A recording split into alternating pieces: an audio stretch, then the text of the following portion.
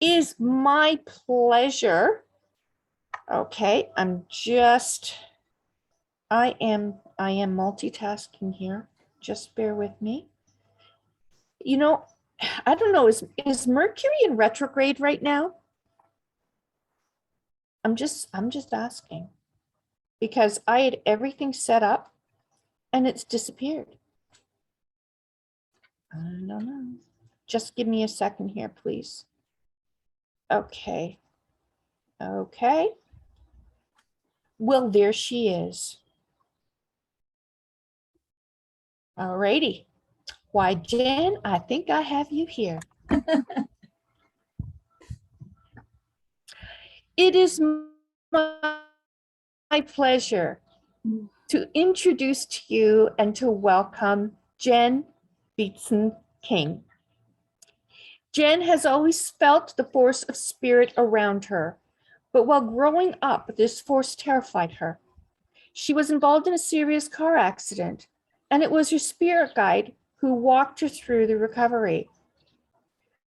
Her spirit guide was Timothy, her cousin, and what she experienced changed and enlightened her forever. Since the transformation, she has come to embrace her gift, connecting with spirits around us and seeking to help others embrace their connection with their friends and family in spirit. Please welcome Jen. Thank you for joining us. Okay, thank you. Well, thank you for the great introduction. So today, I usually talk about lectures based on me and my spirit guides. And they come up with some really interesting things. So this is called sitter anxiety in a psychic or mediumship reading. So sitter anxiety is the energy that the sitter emits in a psychic or mediumship reading. The challenges of collecting information didn't go well when I was preparing for this lecture. I actually did this lecture about 3 years ago, so I've just kind of updated it a bit. So to start, I was going to get the information the lazy way. I was going to go to the internet and then cut and paste and reference and compile my lecture. However, did not happen, did not go down that way. I typed into the internet, sitter anxiety in a psychic or mediumship reading. And these are some of the headings that came up with, totally related. The first heading was, chat with a psychic and get 50% off. No, that's not what I was looking for. The second heading was Calvary Anxiety Clinic, because I had anxiety in the word. No.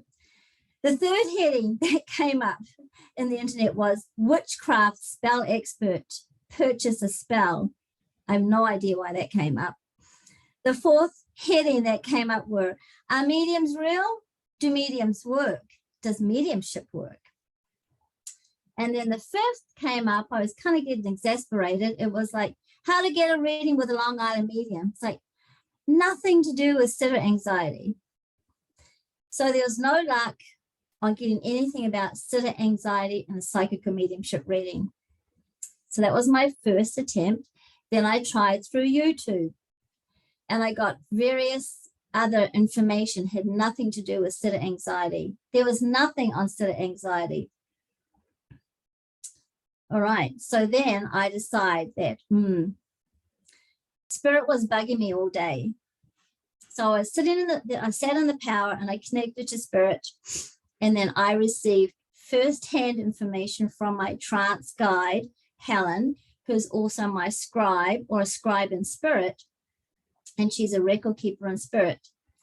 So because spirit had been bugging me all day, I was just totally ignoring them and not paying attention to them. Right, so I'll start with a brief explanation of sitter anxiety in a psychic or mediumship reading. When a sitter or guest sits down for a reading, they already have a lot of anxiety, nervous, they don't know what to expect, especially if they've never had a reading before, a little bit afraid. So we all live in a crisis mode, but crisis in our lives is usually structured and easy for us to deal with.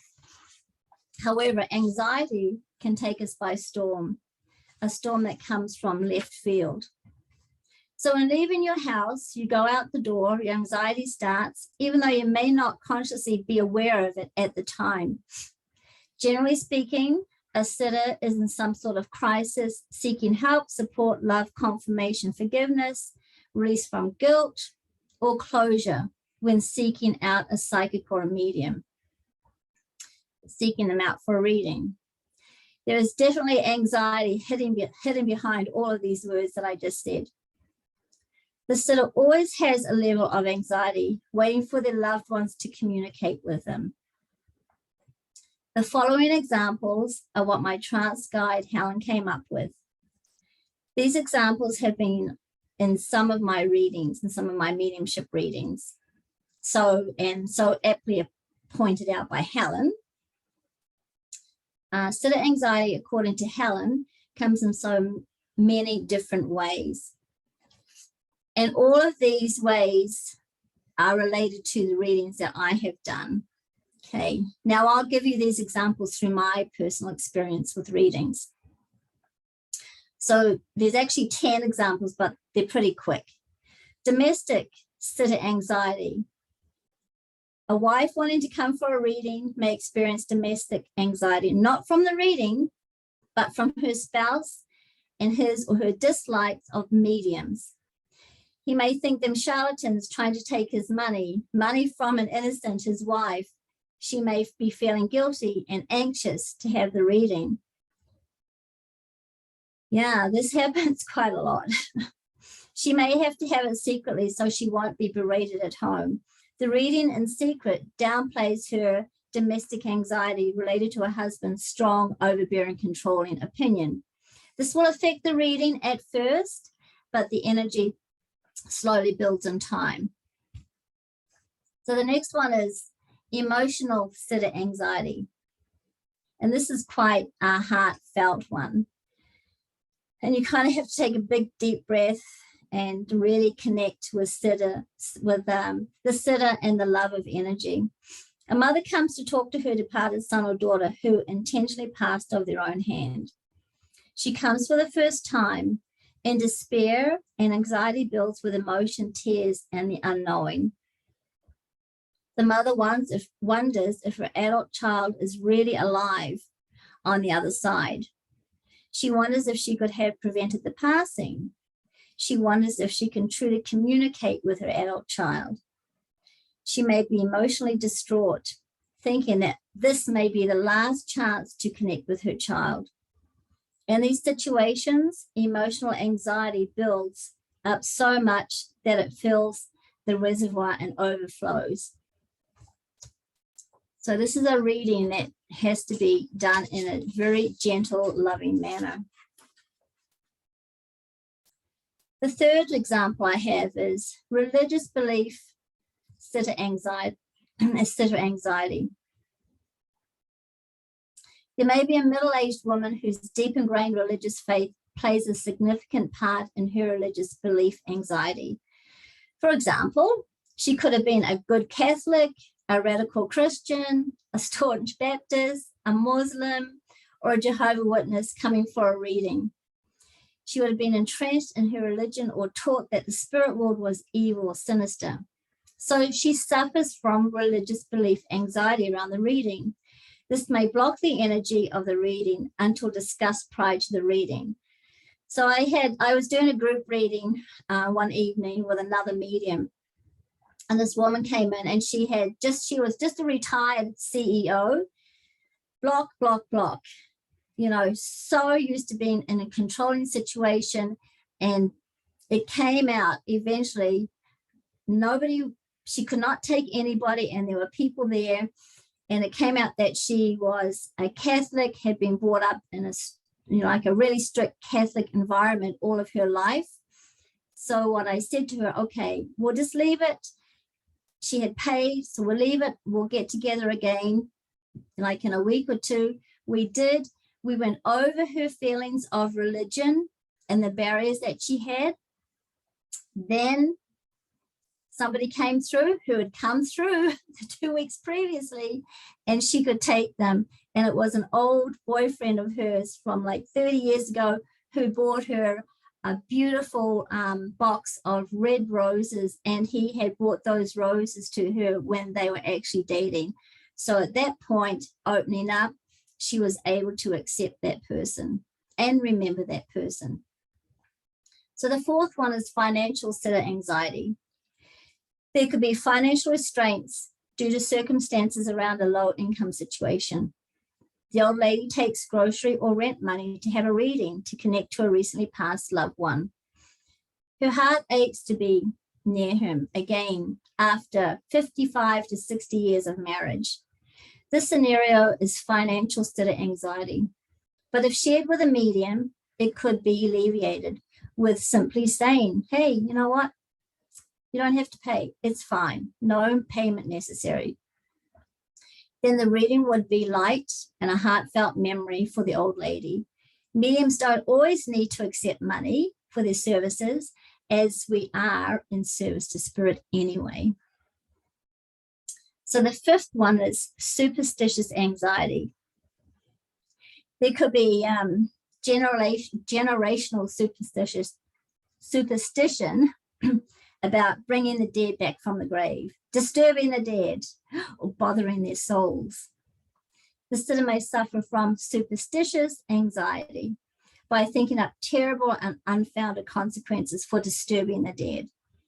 The sitter may also blame negative events on having opened up the link to spirit. The sitter feels a nervous doom and gloom before the reading.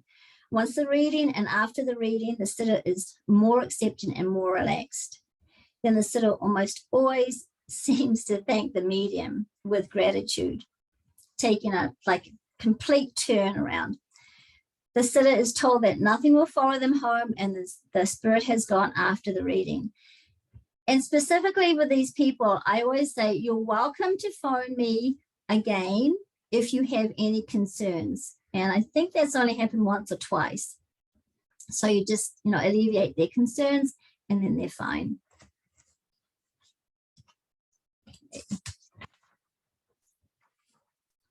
Next one is imagination sitter anxiety. Number 6, a sitter may be thinking the spirit will follow them home and think that the spirit will not leave. The sitter may imagine that the spirit person is spying on them, has it out for them, is attached to them, or wants to control them. That is absolutely not true. One lady thought the spirit was watching her in the shower before she came to a reading. Once the sitter is settled into the reading, the sitter becomes aware of the love given freely from spirit. This energy helps to dispel the what if feeling of coming from the imagination. Once again, the sitter is reassured that after the reading, the spirit person has left. This is kind of my favorite one. This is the most challenging one. And I'm sure all of you who have done readings have had this one. It's got aggressive sitter anxiety. This obvious behavior comes from the sitter with crossed arms and legs. Challenging, aggressive behavior also comes from a place of unknowing, not being in control, or not having a concrete picture to go by, particularly if they're mathematically minded or an engineer. An example is that the sitter may say, tell me how old my dad is when he died. No, I need the exact age. This becomes a challenge, and the medium must not fall into their trap. It's a trap of argumentative nature. Just, I don't even know why they come. Okay. The body language of the sitter is so closed and uncooperative, as though the sitter doesn't want to give off any psychic information about themselves or their departed loved ones. Zip, nothing. Okay, however, demonstrating closed body language actually says a lot. It says, oh, I am afraid. I don't trust you. Try to convince me. Then I ask myself, why would somebody come for a reading who is like that? Can anybody give me the answer? Do I get any comments here? No comments? Okay. All right. So Spirit says to me, okay, this is Spirit driven. They come because this person is driven by Spirit to come. So I don't feel that there's any other explanation. It is up to the psychic medium to be patient, to coach the sitter with compassion and understanding, with no judgment. Explain to the sitter that open body language invites a spirit in, whereas closed body language blocks a connection. Once the medium gives off evidence, the mediumship pretty much flows. Then the sitter is usually shocked after. It's usually shocked, becomes emotional, and then becomes a believer, breaks down. It's like, and has a, it's a big relief off their shoulders. It is so impressive how Spirit reaches to all kinds of personalities to spread the word of spiritualism. So I find those readings totally amazing. Okay, number 8, anticipation-related sitter anxiety. This is kind of the best one, right? This is the best person to have a reading with. Some sitters sign up for a reading, but the reading isn't for 1 or 2 months down the road. When the sitter finally gets to have the reading, they are suffering from anticipation-related anxiety. This is a great sitter, as they often are open to connection, have no expectations, and let the reading unfold naturally. They cannot wait for their loved ones to come through, no matter who they are. It doesn't matter. They don't have any expectations. With excitement, the energy truly builds, and the reading with Spirit absolutely rocks. It's just a brilliant reading. Okay, so number 9, communication sitter anxiety. This is kind of a human nature one. And this is, I love this one as well, because you really don't have to say much. Just kind of give a little bit of, put the seed in there, I'd say. The sitter comes with a family member and they're suffering from communication sitter anxiety. They don't tell the family members that they want a private reading for fear of hurting their feelings. So they've come with another family member. They aren't sure what their loved ones will say from the other side, but they might not want the family member to listen to them. So if 2 sisters come together, and this has happened, 2 sisters have come together, one wants a reading and the other one wants to come. But the one who wants the reading doesn't really want the other sister in on the reading. So there's a bit of a challenge, like, do I tell her because I'm going to upset her? But no, I want my privacy. So yes, this causes a dilemma. It may be up to the medium to say, if your family member attends with you, hey, they might get a spirit communication coming instead of you. You'll end up paying for their spirit communication, plus your time will be cut short.